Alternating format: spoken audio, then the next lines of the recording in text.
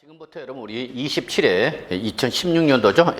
27회 기출문제 해설 특강 들어가도록 하겠습니다. 자, 한번 볼까요, 여러분? 첫 번째 문제 65번이죠.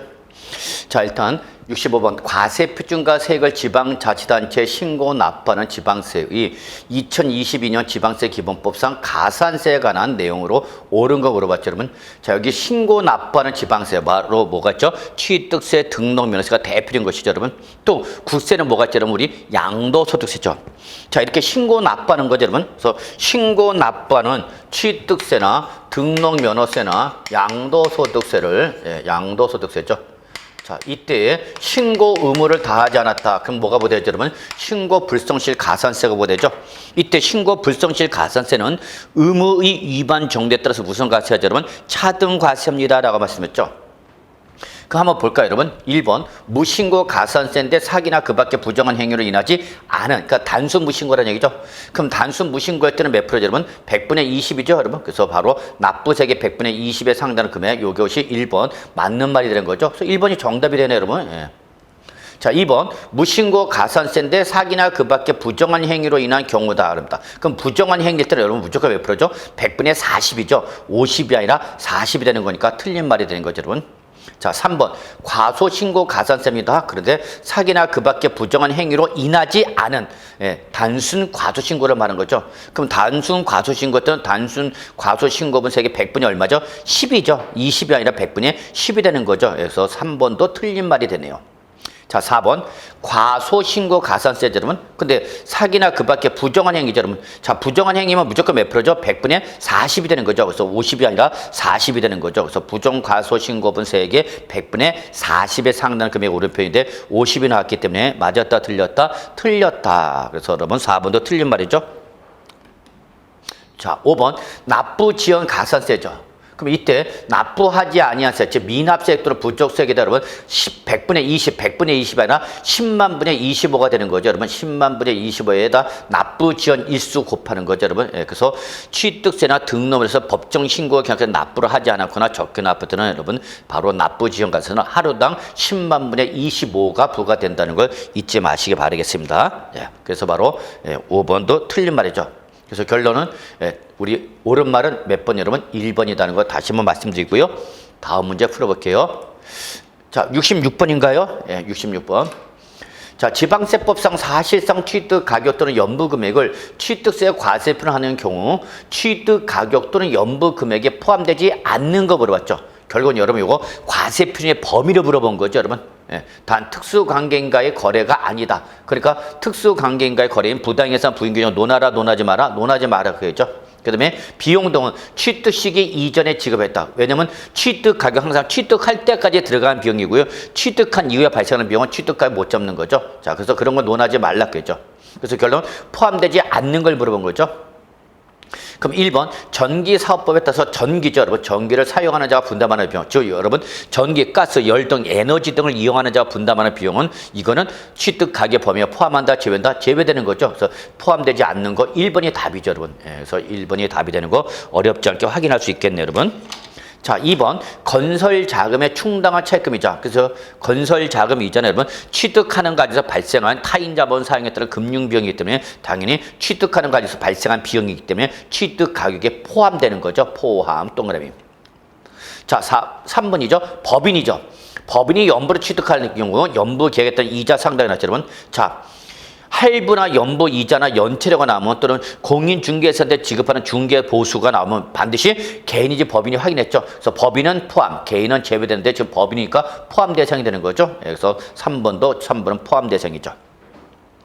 자, 4번 취득에 필요한 용역, 즉 서비스를 제공받은 대가를 지급하는 용역비, 수수료가 있다면 당연히 취득하는 과정에서 들어간 돈이죠, 여러분. 용역비, 수수료, 취득하는 과정에서 발생한 비용이니까 취득 가격에 포함되는 거죠. 자, 5번 취득대금 외 당사자 약정에 따른 취득자 조건 부담액이죠, 여러분.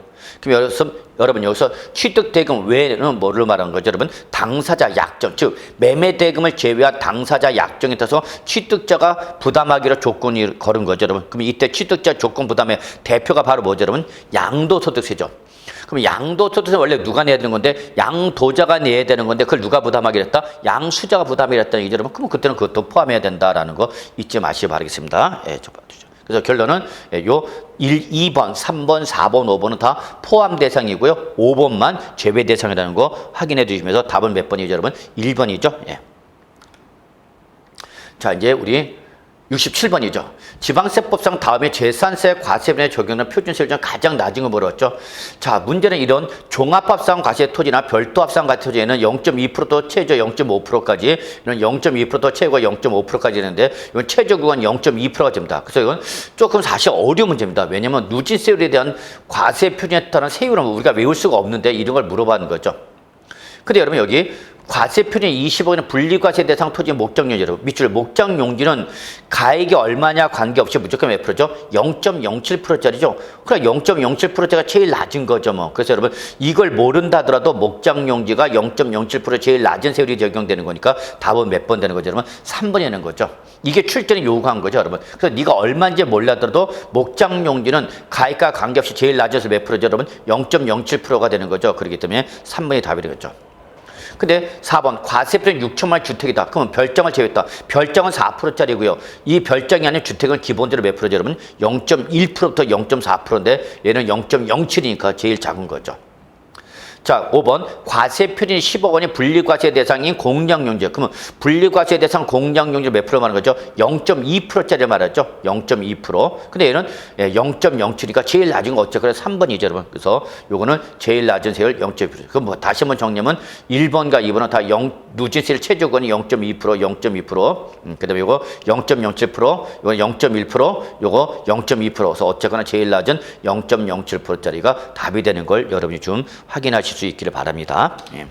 자, 그래서 요 정도 보시고요. 자, 68번 볼까요, 여러분?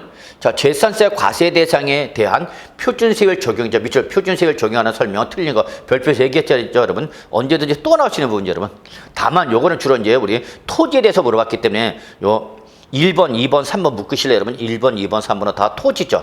예, 그래서 1번 납세 의무자 해당 지방자치단체 관할 구역에 소유하고 있는 자 밑줄 종합합산 과세 토지죠.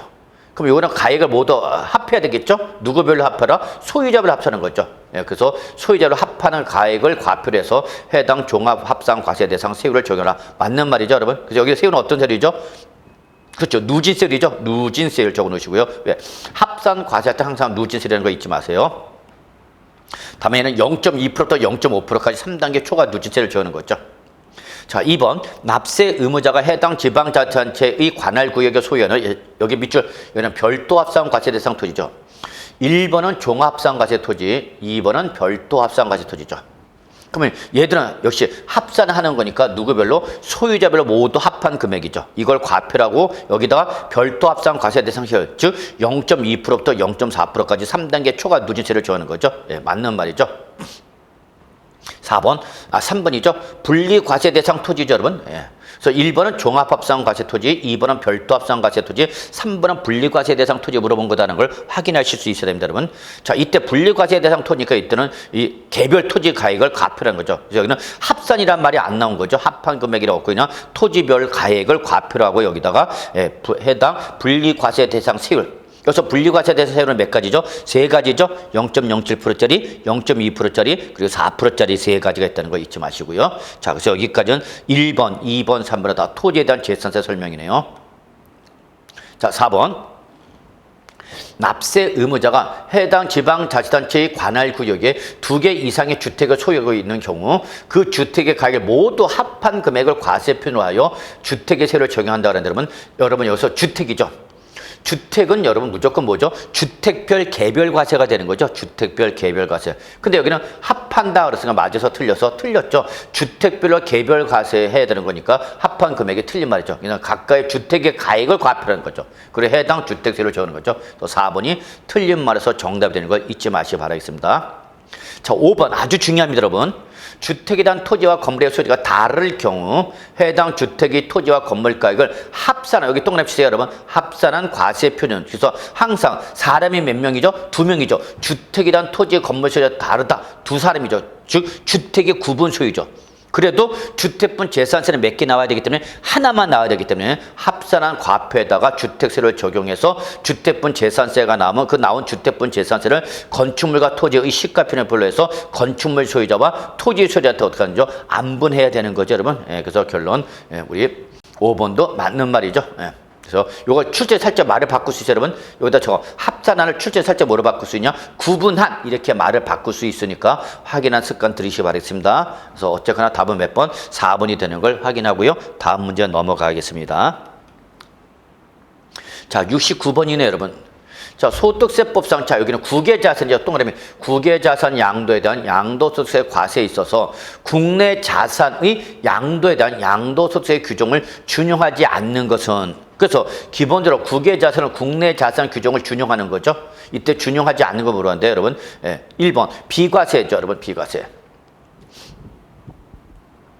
자, 그러면 비과세는 여러분, 우리 준용하지 않는 것에 해당이 되지는 않는 거죠. 그래서 양도소득 과세표준 계산 역시 국내과 똑같죠. 근데 기준시가는 다르죠, 여러분. 기준시가는 국내 부동산에만 대해서 적용하는 거죠. 그렇기 때문에 기준시가 산정은 적용할 수가 없는 거죠. 그래서 답은 몇 번, 여러분? 3번이 되는 거죠, 여러분. 그래서 4번 양도소득 부당예산 부인규정, 5번 양도 또는 취득시 다 국내 규정을 준용하는 거죠, 여러분. 그래서 69번은 뭐 또다시 반복해서 출제될 가능성은 높은 부분은 아니기 때문에 여러분 참고만 하셔도 큰 무리는 없지 않을까 생각합니다.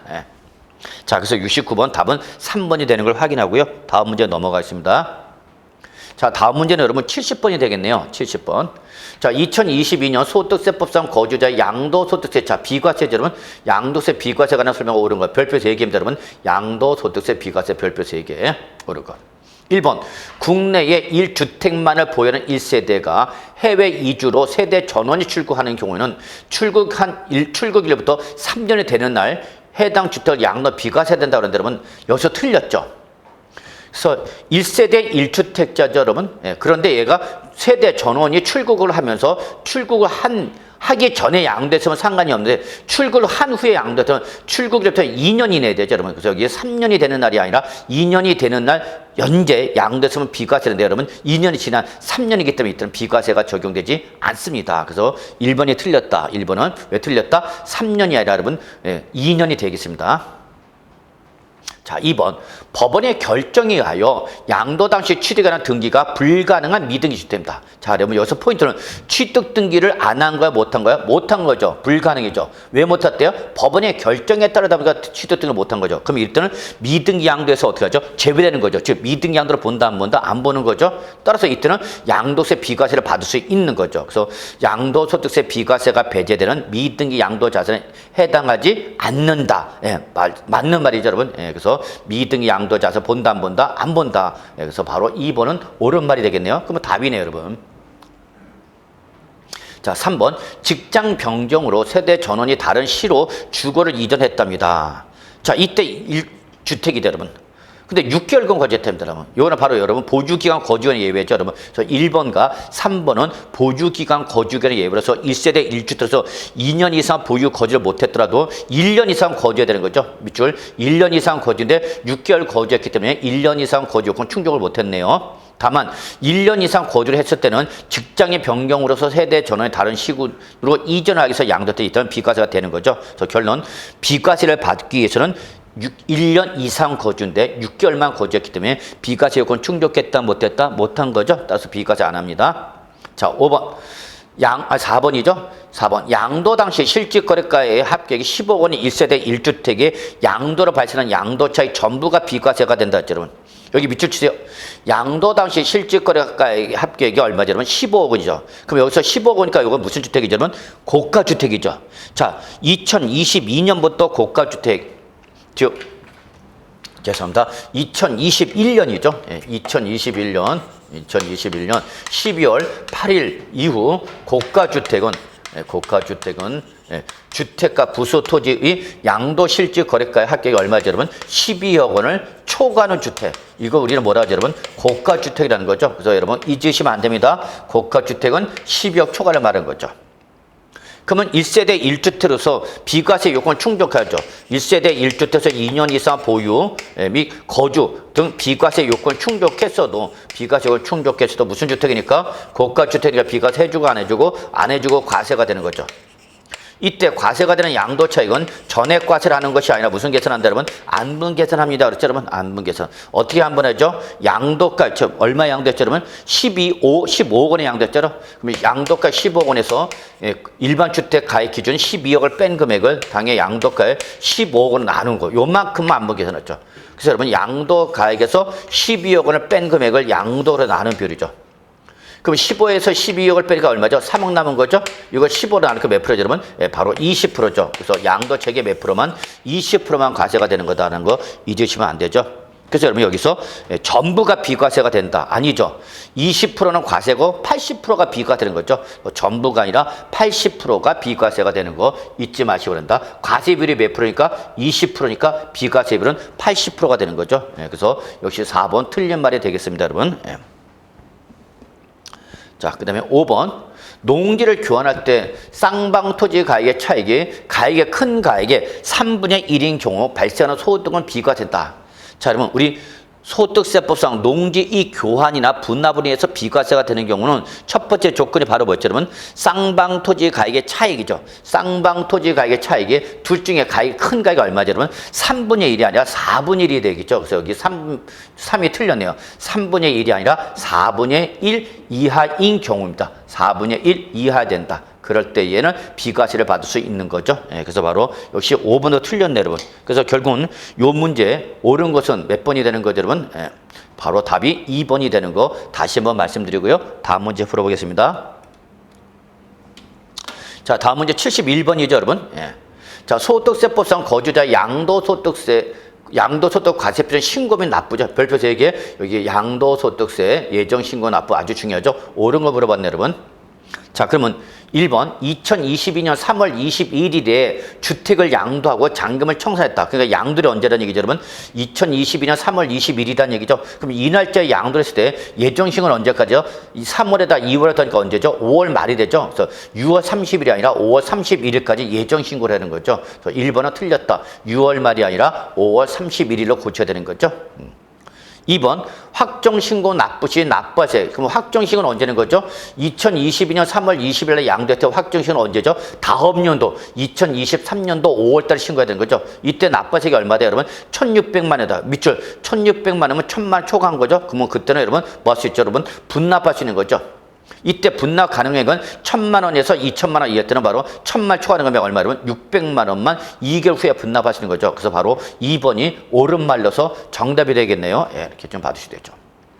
자, 3번 예정신고 납부 시 납부세가 얼마면 2,000만 원인 경우 이때는 분납할 수 없다라는데 여러분 틀렸죠, 여러분? 2,000만이면 여러분 당연히 1,000만 초과해서 분납할 수 있는 거죠, 여러분. 그래서 3번 틀린 말이 되겠죠, 여러분.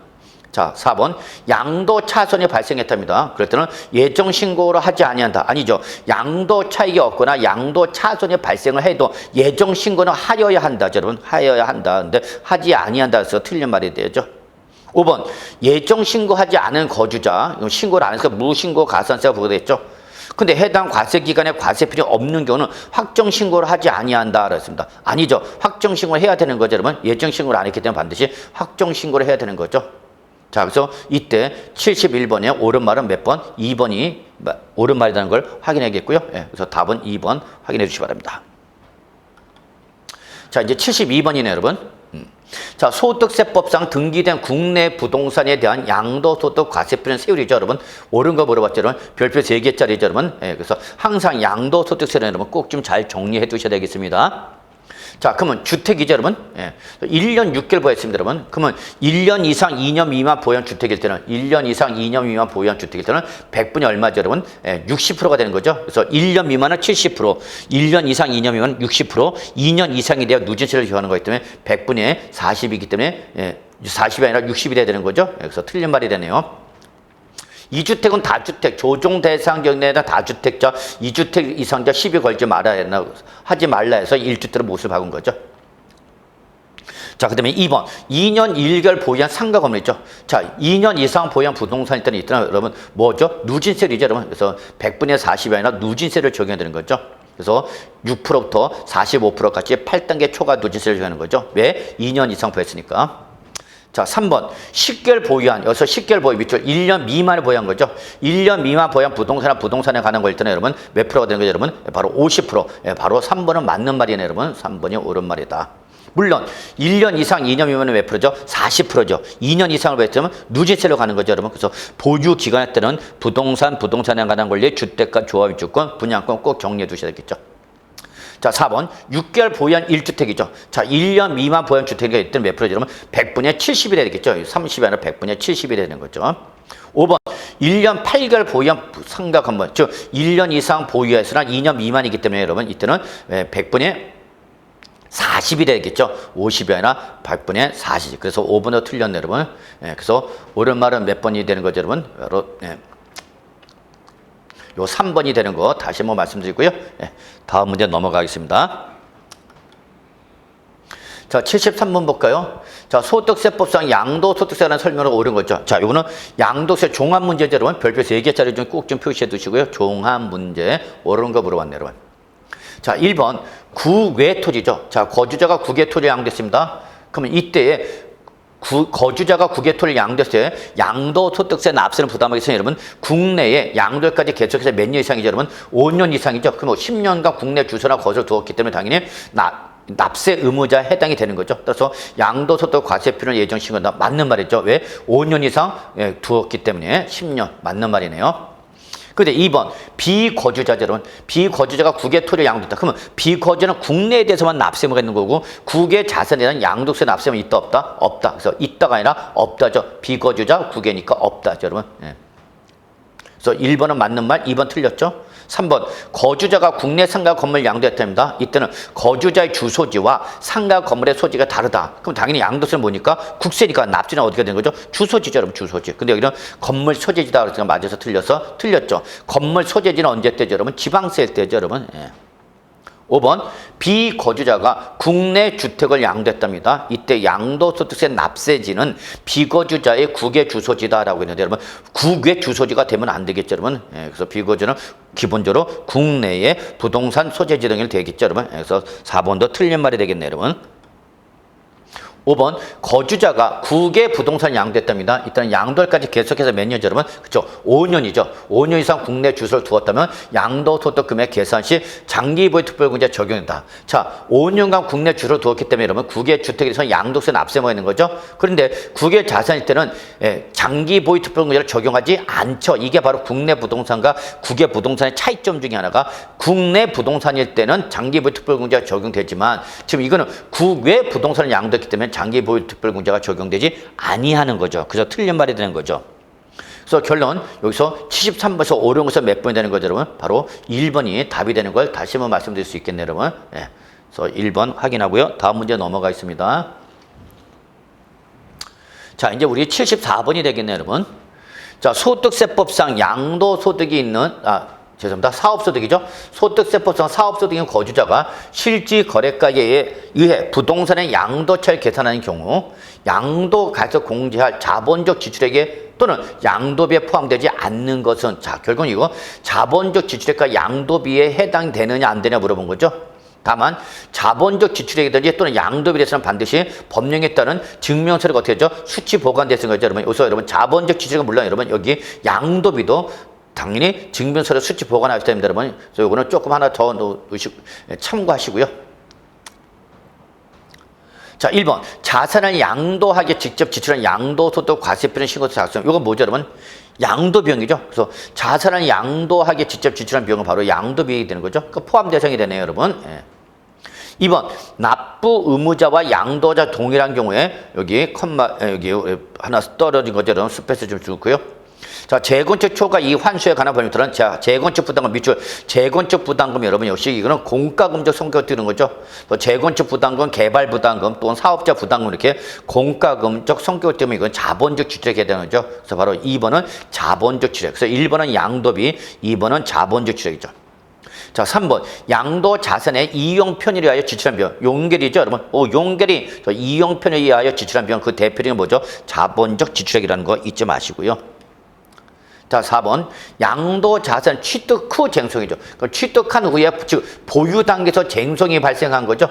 그때 그 소유권을 확보하기 직접 소유된 소호성 병이 있다. 당연히 필요금으로 잡아야 되는 거죠. 그런데 그 지출 연도의 각소득금액, 여기서 미출 각소득금액은 종합소득세를 말하는 거죠. 즉 양도소득세가 아닌 종합소득세 개태 필요금 산입한 금액을 또 양도소득세 자본적 지출하면 무슨 공제가 되죠? 여러분 이중공제가 되죠. 그럼 이중공제 받을 수 있으니까 없으니까 얘는 필요금 산입된 금액은 양도소득세 자본적 지출에 포함한다 제외한다 당연히 제외 대상이 되는 거죠. 예, 그래서 4번이 제외 대상이 되는 거죠. 그래서 답이 되네요, 여러분. 5번 자산을 양도하기 직접 지출한 비용, 여기까지가 바로 뭐죠, 여러분? 양도비죠. 예, 그에 따른 공정비용 당연히 양도에 해당하는 거기 때문에 답이 맞는 말이죠. 그래서 답은 4번이 되는 걸 여러분 꼭 좀 확인해 두시기 바랍니다. 그래서 자본적 지출과 양도의 범위는 언제든지 시험에 또 나올 수 있습니다, 여러분. 꼭 별표 3개 정리해 두시기 바랍니다. 자, 75번이죠. 이번에 여러분 종합부동산세법이죠. 그래서 종합부동산세 물어봤네요, 여러분. 그래서 자, 이렇게 종합부동산세법상 납세 의무 성립 시기가 2022년인 종합부동산세에 관한 설명서 오는 것이고 2022년 기준으로 종부세 판단하라 그 얘기죠, 여러분. 1번 과세 기준인데 주택 공시가를 합산한 금액이 5억 원인 법인은 납세 의무가 없다 했죠, 여러분.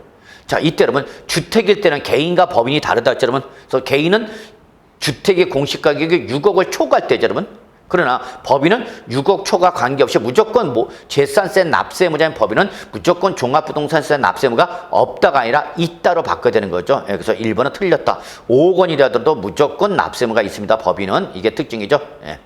2번 과세기는 7월 1일이다. 아니죠. 종합부동산세 과세는 얼로 쫓아가죠. 재산세 과세기로 가는 거죠. 그 재산세 과세기는 언제죠? 6월 1일이죠. 따라서 재산세 과세기나 종합부동산세 과세기는 언제죠, 여러분? 다 6월 1일이다. 그래서 1번, 2번도 틀린 말이네요, 여러분.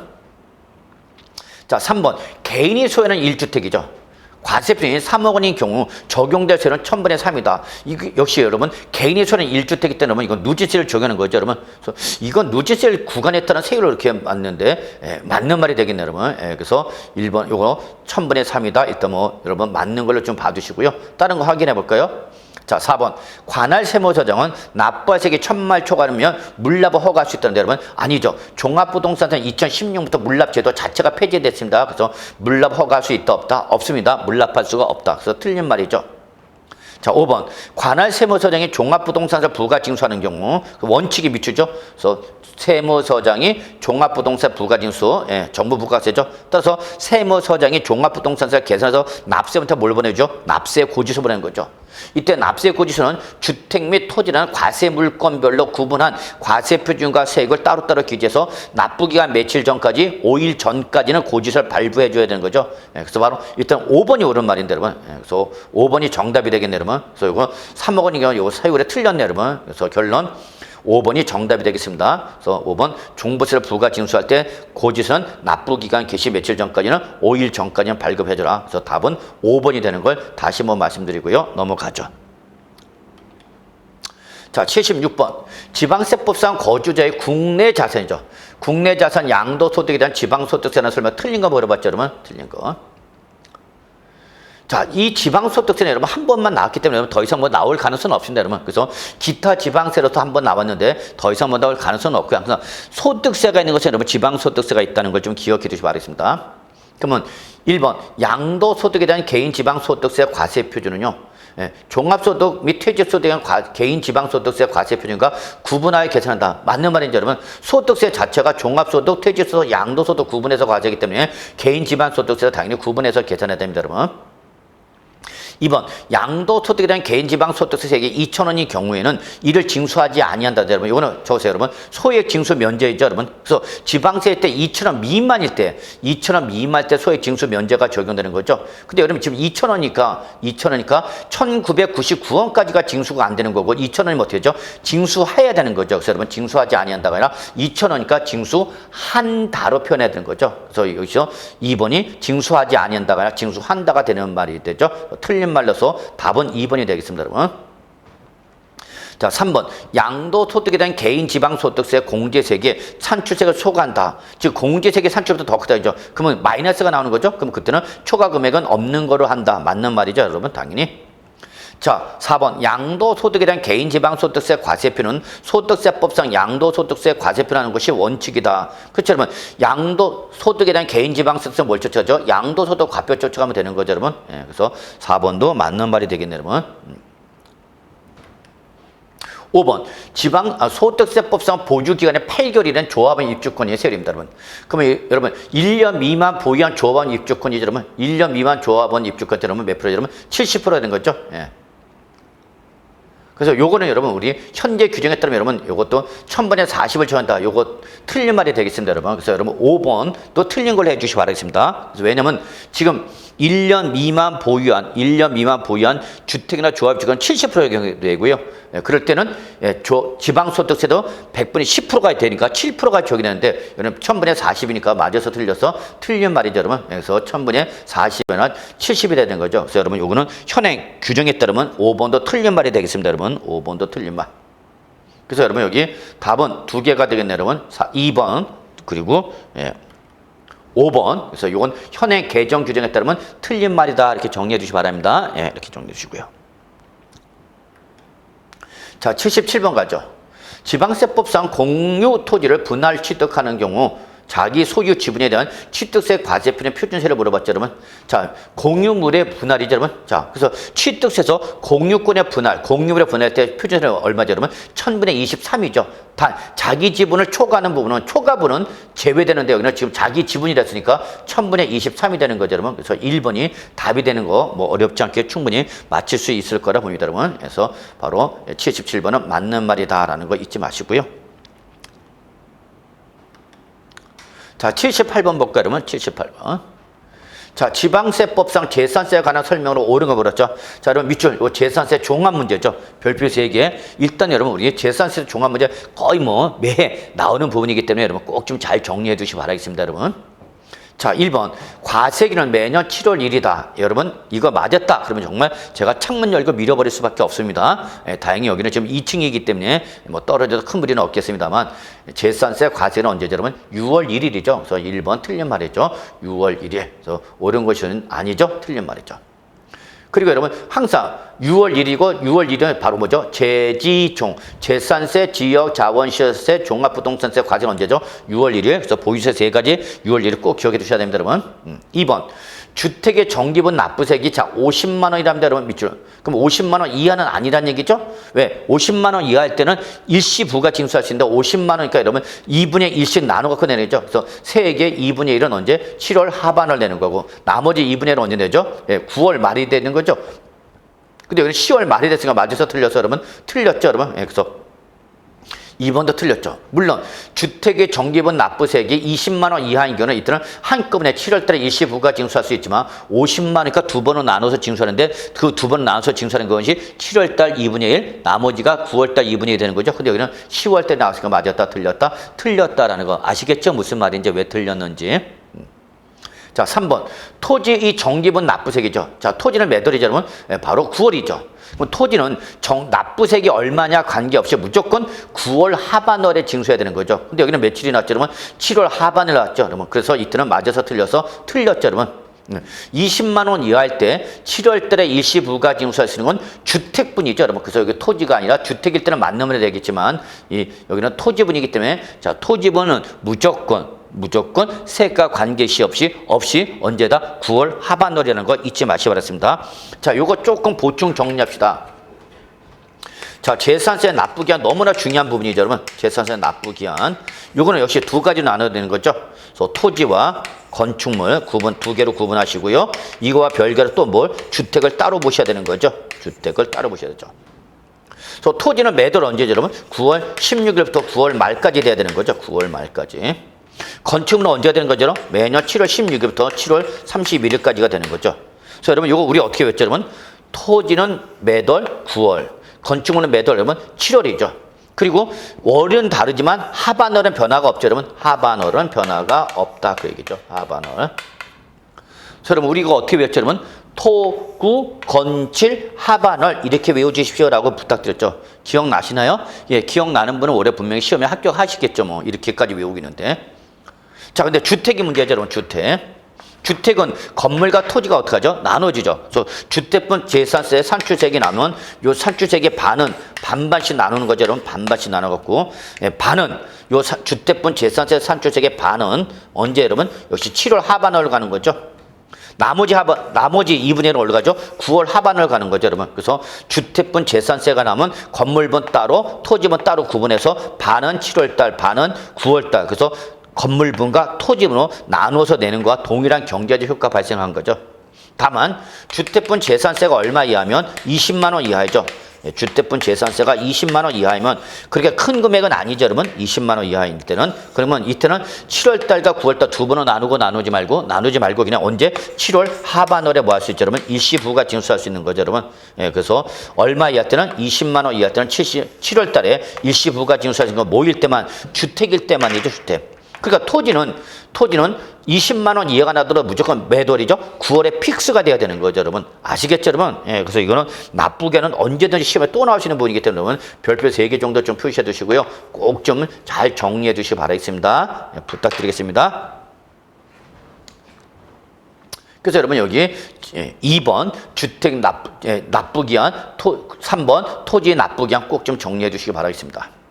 자, 4번. 과세균제 공부상의 소유자가 매매로 소유권이 어떻게 했죠? 여러분 변동됐죠.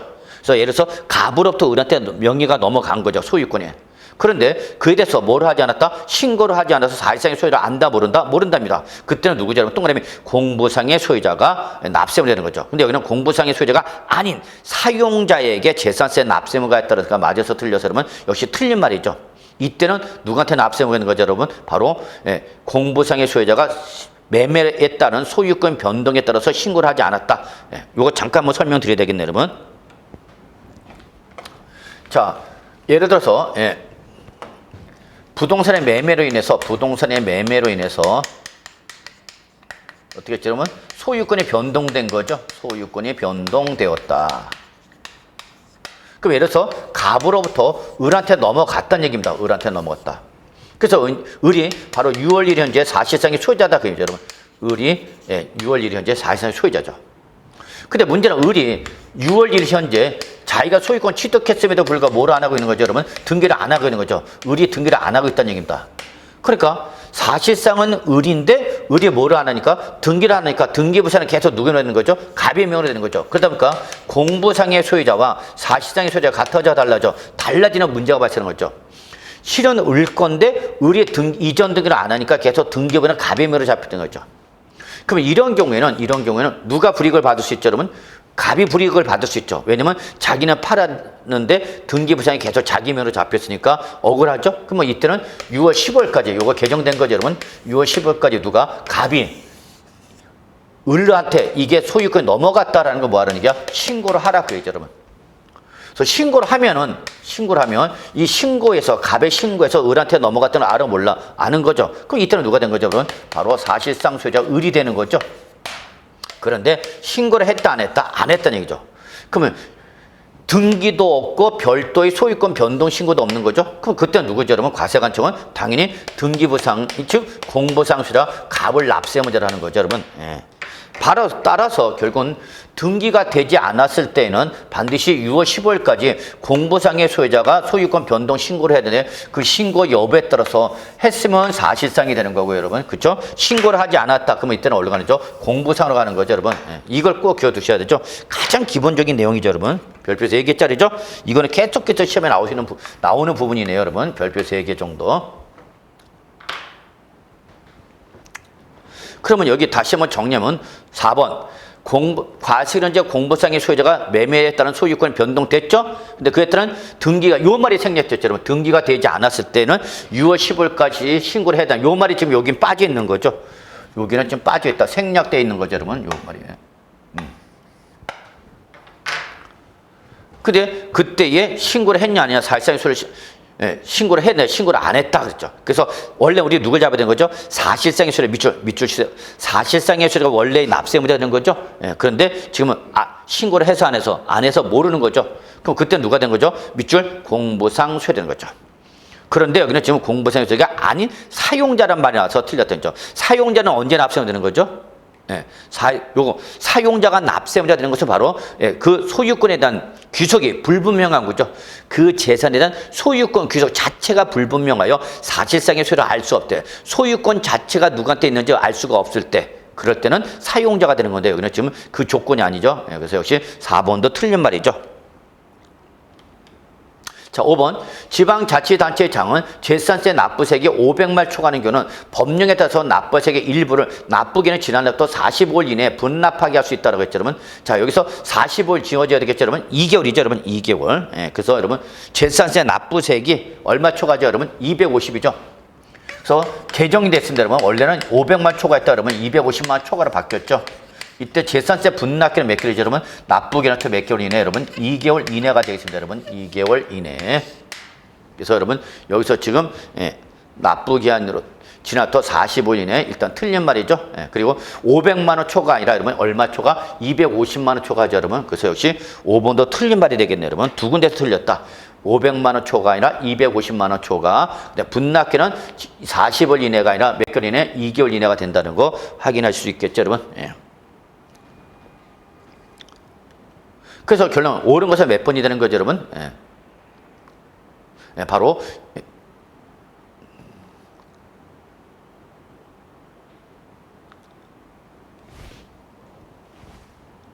자, 그래서 요거는 지금 1번도 틀린 말이죠. 예. 2번도 틀렸죠, 여러분. 50만일 때는 7월달, 9월달이죠, 여러분. 예. 그 다음에 3번 토지분은 무조건 9월이죠. 예. 4번 공부세액 줘야죠, 여러분. 예. 그 다음에 5번, 요거는 바로 500만 원 할 때는 이게 개정된 거죠, 여러분. 그래서 요 5번도 답이 아니죠. 그래서 여러분 실제 요 문제가 나왔을 때 요게 답이었다가 현행 개정된 규정에 따르면 여러분 요 5번도 틀린 말입니다. 그래서 결국 요 문제는 지금 78번은 답 없음으로 정답 처리해 주시기 바랍니다. 답 없음. 그러니까 다른 우리 실전에서 모두 정답 처리되는 거죠, 여러분. 그래서 한 문제 그냥 맞는 거죠. 그래서 여러분 요 문제는 개정 규정으로 해서 현재 규정을 따르면 답이 없음 이렇게 해 주시기 바랍니다.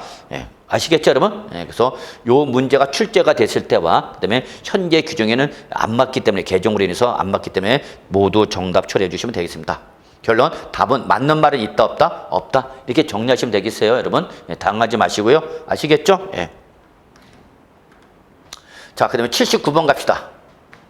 자, 지방세법상 취득세 납세에 관한 설명으로 틀린 거 물어봤죠, 여러분. 예. 그래서 취득세 납세에 여러분 별표 3개 정도 표시해 두시고요. 틀린 거 물어봤네요, 여러분. 틀린 거. 예. 자, 1번. 부동산의 취득은 민법 등 관계 법령에 따른 등기를 하지 아니한 경우도 사실상 취득하면 취득한 걸 본다. 무슨 과세 원칙이죠, 여러분? 실질 과세 원칙이죠, 여러분. 그래서 법령에 따른 뭘 하지 않았어도 등록을 하지 아니한 경우라도 어쨌든 사실상 취득했으면 우리는 취득한 걸 본다, 안 본다? 본다. 그래서 1번은 맞는 말. 예. 정리해 두셔야 되겠죠. 2번. 주택법에 따른 주택조합이 해당 조합원료로 취득하는 조합주택용 부동산으로서 조합원에게 귀속되지 아니한 부동산. 여러분 밑줄 치세요. 조합원에게 귀속되지 아니하는 부동산 밑줄 치시고 적어줘. 뭐죠? 비조합원용이죠. 비조합원용은 제외합니다.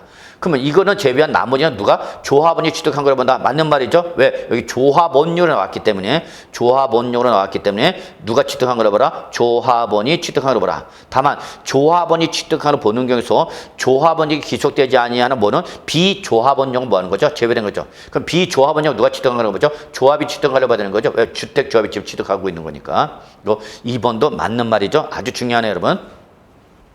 3번. 직계비속의 직계존속. 밑줄 치세요. 직계비속의 직계존속. 누구죠, 여러분? 왼수지간이죠? 직계존비속 간의 부동산 매매를 취득했답니다.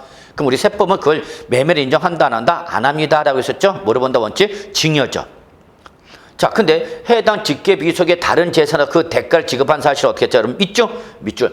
대가를 지급한 사실 뭐였죠, 여러분? 입증했죠. 그러면 이때는 왼수지간이라도 유상으로 인정해줘, 안 해줘? 해주는 거죠, 여러분. 예, 그래서 3번도 맞는 말이죠. 그래서 정리하면 왼수지간에 부동산 취득하면 뭐를 보는데 증여인데 그 대가를 지급했다는 걸 뭐 했으니까 입증했다. 그래서 이때는 유상 인정해준다, 안 해준다? 해준다. 그래서 3번도 맞는 말이란 거 확인해 두셔야 되겠네요.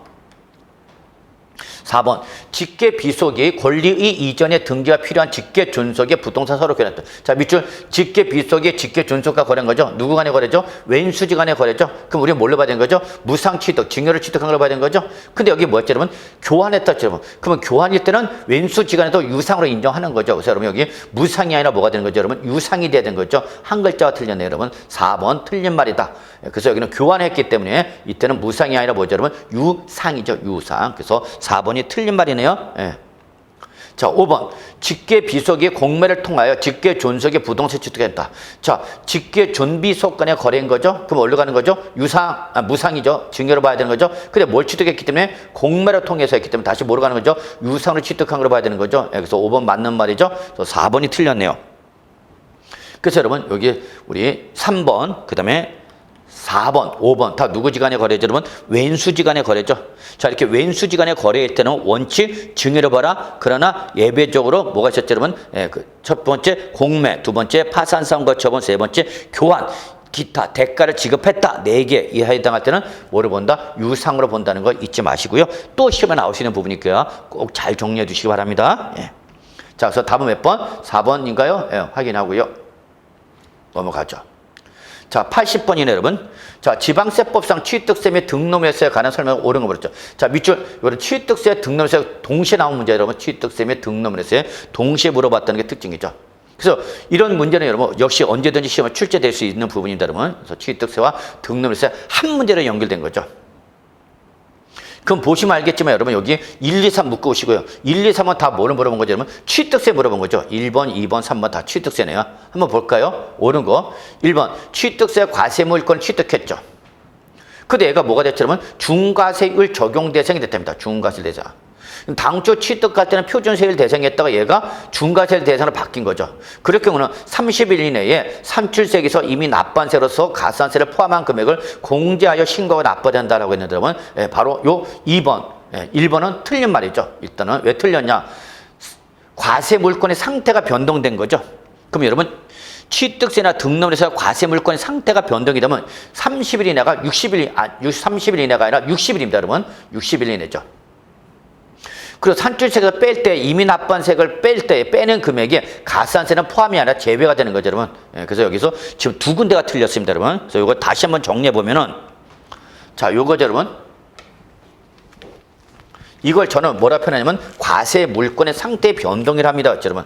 당초 취득할 당시에 얘가 무슨 대상이 됐죠, 여러분? 표준세율 대상이었죠. 그런데 얘가 그 이후에 얘가 뭐가 된 거죠, 여러분? 중과세율 대상으로 바뀌었다. 그러면 여러분 중과세율 대상으로 바뀐 거죠. 그럼 표준세율 대상에서 중과세율 대상으로 바뀐 거죠. 그럼 이때는 우리는 뭐라 표현했죠, 여러분? 과세 물권 상태의 변동 그랬죠, 여러분? 과세 물권 상태의 변동.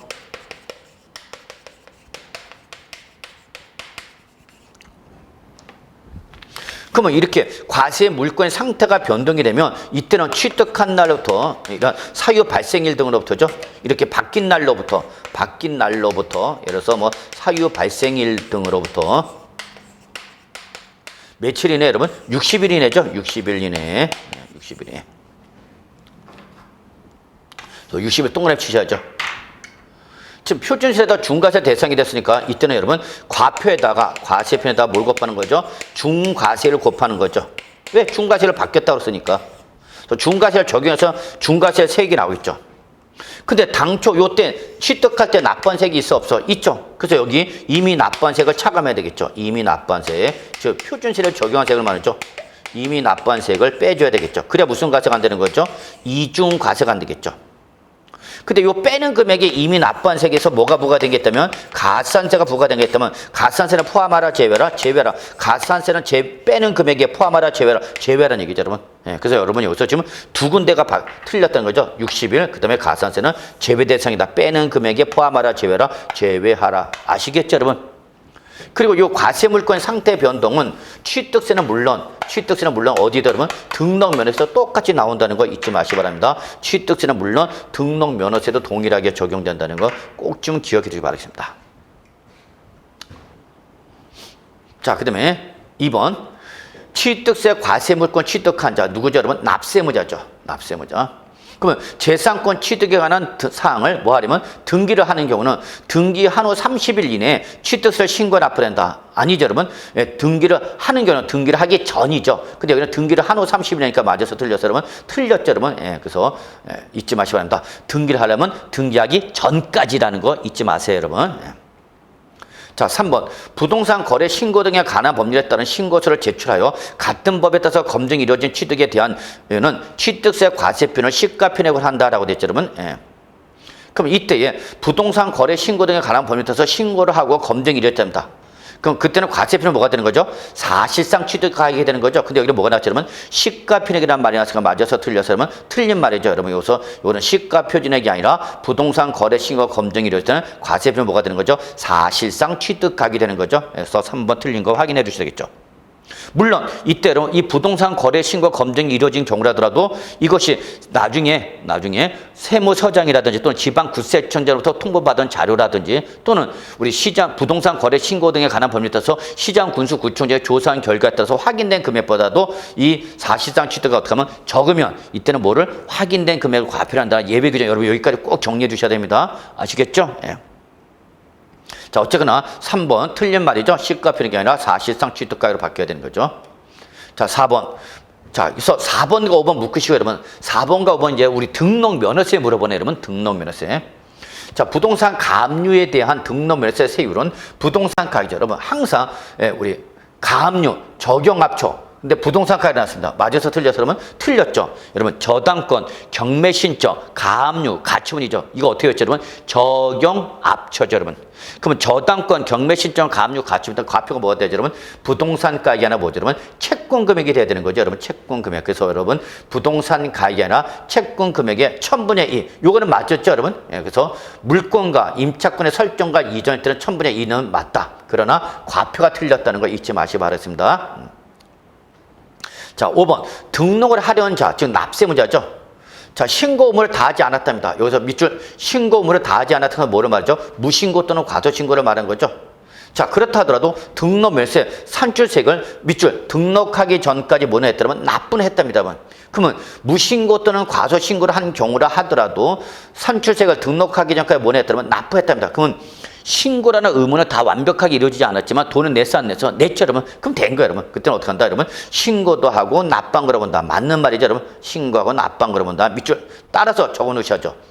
그래서 신고를 안 했더라도 신고한 걸 보기 때문에 저거 무신고 가산세나 과소신고 가산세를 부과한다, 부과하지 아니한다, 부과하지 아니한다는 거 잊지 마시기 바랍니다. 그래서 원래는 신고하고 납부한 거를 본다라는 것보다도 더욱 중요한 신고도 한 거를 보기 때문에 무신고 가산세, 과소신고 가산세 부과하지 않는다. 꼭 정리해 주시기 바랍니다. 근데 여기 이런 말 있죠. 등록면허세 신고는 원칙은 등록하기 전까지 불확정적 기한이죠. 근데 신고 기한이 있는 경우는 어떤 경우래요, 여러분? 신고 기한입니다. 여기 적으세요. 이게 바로 뭐죠? 그 과세 물권의 상태 변동이죠.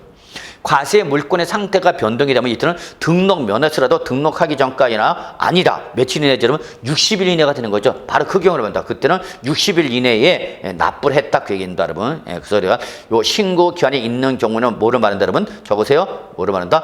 과세 물권의 상태 변동. 그럼 그때는 등록 면허세도 신고 기한이 언제까지야? 등록하기 전까지가 아니라 언제까지? 60일 이내로 확정되는 거죠, 여러분. 그때까지 납부를 했다? 그럼 신고도 하고 납부도 한 거를 본다는 거. 요거 무슨 규정이죠, 여러분? 이게 신고 의제 규정이죠. 신고 의제 규정. 그래서 바로 5번이 어쨌거나 맞는 말이네요, 여러분. 그래서 정리하면 1, 2, 3, 4 다 틀린 말이죠, 여러분. 그리고 5번이 옳은 말에서 정답이 되는 걸 확인해 두시기 바라겠습니다. 자, 그래서 여러분 우리 여기까지가 이 기출문제 해설 강의가 되겠습니다, 여러분. 그래서 해설하는 과정에서 올해 최근에 개정 규정으로 인해서 답이 없는 거 확인만 해 두시고요.